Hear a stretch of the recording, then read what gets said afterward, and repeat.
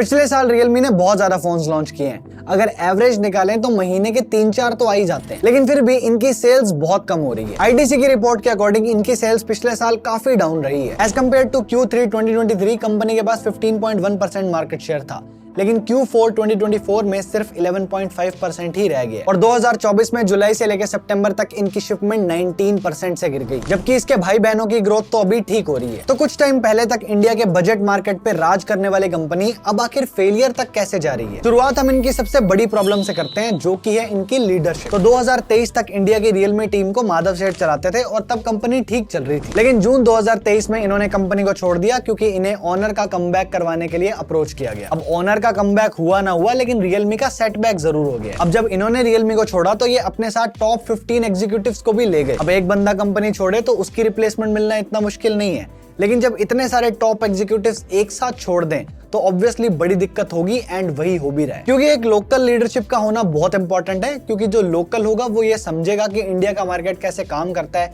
यहाँ क्या चलता है, क्या बिकता है। तो अब इतने सारे लोगों के जाने के बाद आई डोंट नो रियलमी ने किसी को ढूंढा नहीं या उन्हें मिला नहीं, पता नहीं क्या हुआ, बट अभी इंडिया में इनकी कोर टीम नहीं है। रियलमी का सारा इंडियन मार्केट शेंजन यानी कि चाइना से ही ऑपरेट हो रहा है। अब सब कुछ अगर चाइना वाले ही संभाल पाते हैं तो हर रीजन का स्पेसिफिक ऑफिस होता ही नहीं। तो अब इन्हें इंडिया में माधव सेठ जैसा कोई चाहिए जो इंडिया के मार्केट को समझ सके और इनके बिजनेस को इंप्रूव कर सके, और वो इनके पास है नहीं। इसलिए इनका सारा मार्केट परसेप्शन ही चेंज हो गया है, क्योंकि अब इनके फोन्स में वो बात रही नहीं है, क्योंकि ये क्वांटिटी गेम में वापस आ गए हैं, एंड ये अब इनकी दूसरी बड़ी प्रॉब्लम बन गई है। एक बार इनके फोन्स पे आते हैं। बेसिक सी बात जो सबको पता है वो ये है कि ये लोग मार्केट में इतने सारे फोन्स लेके आ रहे हैं जिसकी कोई हद नहीं है। चारों तरफ रियलमी हो रखी है। चलो अगर लेके आते भी हैं तो ले आओ, लेकिन उनमें कुछ अलग तो हो। इनका कोई भी बजट फोन डिफरेंशिएटर है ही नहीं, सब एक दूसरे के रीब्रांड है। इन हरकतों की वजह से अब अगर इनका कोई फोन लॉन्च होता भी है तो ऐसा लगता है हाँ भाई होगा कोई रीब्रांड, कोई एक्साइटमेंट ही नहीं होती। I mean, चाइना के फोन्स इंडिया में लाके बहुत बार रीब्रांड होते हैं, बहुत सारी चाइनीज कंपनीज ने ये सब किया ही हुआ है, लेकिन रियलमी इंडिया के फोन्स इंडिया में ही रीब्रांड कर रहा है। जैसे इसी साल का फ्रेश एग्जांपल पकड़ते हैं। इन्होंने 16 जनवरी को रियलमी 14 Pro Plus लॉन्च किया,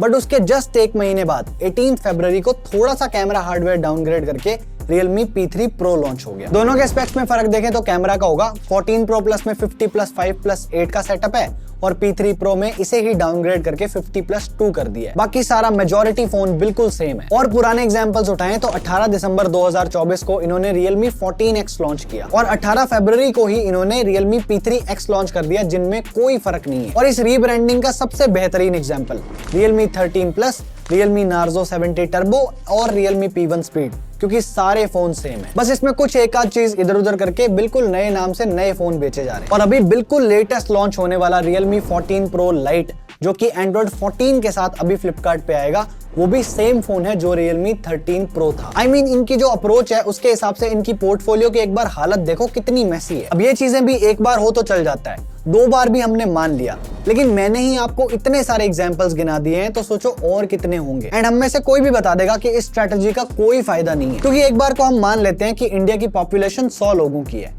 अब इन 100 में से 10 हैं जिनको टेक की नॉलेज है, एंड इन्हें ये पता है कि रियलमी धड़ाधड़ रीब्रांड पे रीब्रांड लॉन्च कर रहा है, तो ये लोग काफी सोच समझ के रियलमी का कोई फोन पिक करेंगे। लेकिन जो बचे हुए 90 लोग हैं वो लोग तो और ऑप्शंस को कंसीडर करेंगे ना, क्योंकि रियलमी की इतनी ज्यादा भीड़ लगी हुई है तो फोन बिकने चाहिए। लेकिन वो लोग भी इनके फोन्स नहीं ले रहे और इसीलिए इनकी सेल्स डाउन चल रही हैं। And let me be very honest, बहुत कम ऐसे मौके आए हैं जिसमें रियलमी ने ओरिजिनलिटी दिखाई है, एंड इसमें इनकी कोई गलती भी नहीं है। इनका जन्म ही Xiaomi से कम्पीट करने के लिए हुआ था, एंड इन्होंने उनकी प्लेबुक को ही छापा है, इसीलिए ये अपने आप को कभी एक आइडेंटिटी नहीं दे पाए। बट इनके मुकाबले जो कंपटीशन है जो इनके बाद में आया है वो अपने आप को बहुत अच्छा पोजीशन करते हैं। जैसे कि नथिंग को सोच के डिजाइन और सॉफ्टवेयर दिमाग में आता है, मोटरोला को सोच के UI दिमाग में आता है, iQOO को सोच के परफॉर्मेंस आती है, इनके बारे में सोच के सिर्फ बजट फोन दिमाग में आता है। सो इनका परसेप्शन ही बहुत खराब हो चुका है। दूसरा, अगर हम ऑफलाइन देखें तो Xiaomi और Vivo जैसे ब्रांड्स ऑफलाइन में बहुत फोकस दिखे हैं, जबकि रियलमी के साथ ऐसा नहीं था। और इस गैप की वजह से जो रूरल एरियाज है जहां बहुत सारे फोन्स ऑफलाइन में बिकते हैं, वहां ये ढंग से रीच ही नहीं कर पाए। एंड इवन जब सर्विस सेंटर्स की बात आती है तो लोगों को उतनी सही सर्विस भी नहीं मिल रही। हालांकि इस चीज पे रियलमी का कहना है कि ये 2025 में अपनी रिटेल प्रेजेंस को डबल कर देंगे। जैसे करंटली रियलमी के पास इंडिया में 550 सर्विस स्टोर्स हैं,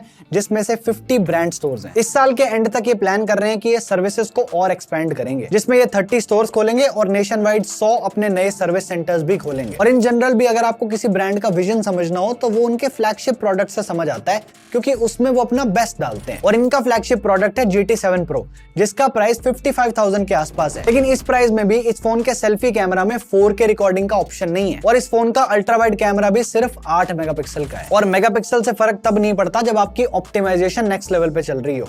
हम यार Realme के 8 मेगापिक्सल की बात कर रहे हैं, एप्पल के नहीं। और अपडेट्स में भी ये अपने फ्लैगशिप प्रोडक्ट को 3 साल के OS अपडेट्स और 4 साल के सिक्योरिटी अपडेट्स दे रहे हैं, जबकि 4+5 का अपडेट साइकिल तो बहुत ही कॉमन हो गया है। ये इसमें भी बहुत पीछे चल रहे हैं। लेकिन जो चीज प्रॉमिस कर रहे हैं वो भी कौन सी मिल रही है। जैसे ही कोई नया फोन लॉन्च होता है उसको कुछ टाइम तक तो अपडेट्स मिलते हैं, लेकिन बाद में उसकी हालत पतली होने लग जाती है। अपडेट्स आने या तो बंद हो जाएंगे या ऐसे आएंगे जिसमें बग्स भरे पड़े होंगे, क्योंकि ऑब्वियस सी बात है जितना बड़ा पोर्टफोलियो होगा उसको मैनेज करना उतना ही ज्यादा मुश्किल होगा। और एक बार आप अपने बाकी सारे फोन्स को छोड़ दो, सिर्फ फ्लैगशिप को ही मैनेज कर लो, वही बहुत है। लेकिन GT7 Pro के अपडेट्स की हालत इसके यूजर्स को ही पता है। बाकी ये फोन इतना बिका ही नहीं कि कोई ढंग से इसके हाल बता पाए। और सिर्फ फ्लैगशिप ही नहीं, बजट वालों का भी सिमिलर सा हाल है। जैसे कि Realme 14 Pro और Pro Plus में इन्होंने पेरिस्कोप कैमरा जैसा फ्लैगशिप फीचर डाला है, जो कि ऑब्वियसली अपने आप को डिफरेंशिएट करने का एक बहुत अच्छा तरीका है। लेकिन इसी फोन में एक बड़ा नेगेटिव भी है कि इन्होंने इसमें एनिमेशंस ही नहीं दिए। जब आप ऐप्स को लॉन्च करते हो तो एनिमेशन नहीं होता। ऐप एक बार रैम में जाती है, फिर उसे दोबारा ओपन करते हैं, तब एनिमेशन स्टार्ट होता है। और इस फोन की कीमत 30,000 रुपए है। जब बेसिक एनिमेशन काट के ही आप एक्सपीरियंस को ऐसा बना रहे हो,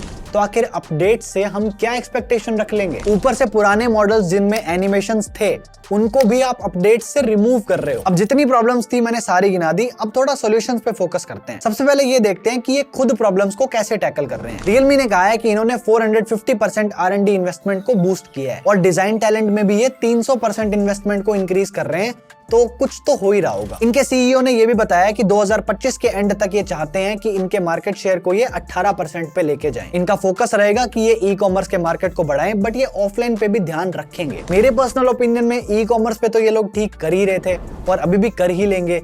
ऑफलाइन पे फोकस थोड़ा ज्यादा होना चाहिए, क्योंकि जिस हिसाब से ऑफलाइन रिटेलर्स ब्रांड्स को बॉयकॉट कर रहे हैं, इनको काफी ज्यादा सोच समझ के उनके साथ काम करना पड़ेगा, ताकि ऑफलाइन वालों को ये खुश रख सके, नहीं तो सेल्स कहां से होंगी। अब ये इनकी अप्रोच थी, हम भी इन्हें थोड़े बहुत सॉल्यूशंस ऑफर कर देते हैं। जैसे कि एक तो वही हो गया कि लोकल लीडरशिप आ जाए और उनके पास इंडियन मार्केट का पूरा कंट्रोल हो। It should not be like कि जो चीज चाइना में काम कर रही है वो यहाँ भी काम करे। और इनको अपनी हर सीरीज को थोड़ा पर्पसफुल बना देना चाहिए। जैसे कि नार्जो गेमिंग और परफॉर्मेंस सेंट्रिक हो सकती है, नंबर सीरीज थोड़ी बैलेंस्ड अप्रोच के साथ चल सकती है, जैसे कि हर चीज 10 में से 8 वाली दे दें तो भी चल जाएगा। GT सीरीज में ये फुल फ्लैगशिप एक्सपीरियंस पे फोकस कर सकते हैं, और P सीरीज को तो चाहे काट दें तो भी कोई फर्क नहीं पड़ेगा, या फिर उसको रीपर्पस करके उसका कुछ क्लियर डिफरेंशिएटर बना दो। नेक्स्ट आई थिंक इनको अपनी इकोसिस्टम वाली चीजों को भी फिर से रिवाइव करना चाहिए, क्योंकि इन्होंने अपने टीवी बिजनेस को उस टाइम पे बंद कर दिया जब उसमें बूम आने ही वाला था, तो बहती गंगा में हाथ ये भी धो लेते। फिर इनके सब ब्रांड डीजो ने भी लोगों को लटका के छोड़ दिया और वो भी बंद हो गए। अब मेरे पास भी इनका एक खराब लैपटॉप पड़ा है, जिसकी ये लोग सर्विस तो देते नहीं है, तो वो बस ऐसे ही पड़ा है, अब उसको सही भी नहीं करवा सकते। तो ये इनके जितने भी कस्टमर्स हैं जो फोन्स के अलावा इनके दूसरे प्रोडक्ट्स को लेके बैठे हैं,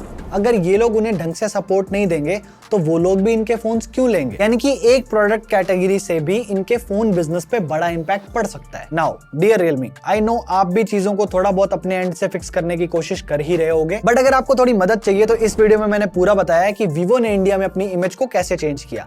यहाँ क्लिक करके आप देख सकते हो। और मेरा आज का हो गया। This is it from my side. Thank you so much for watching. I am Devanshu and I am on leave till the next one. Bye bye.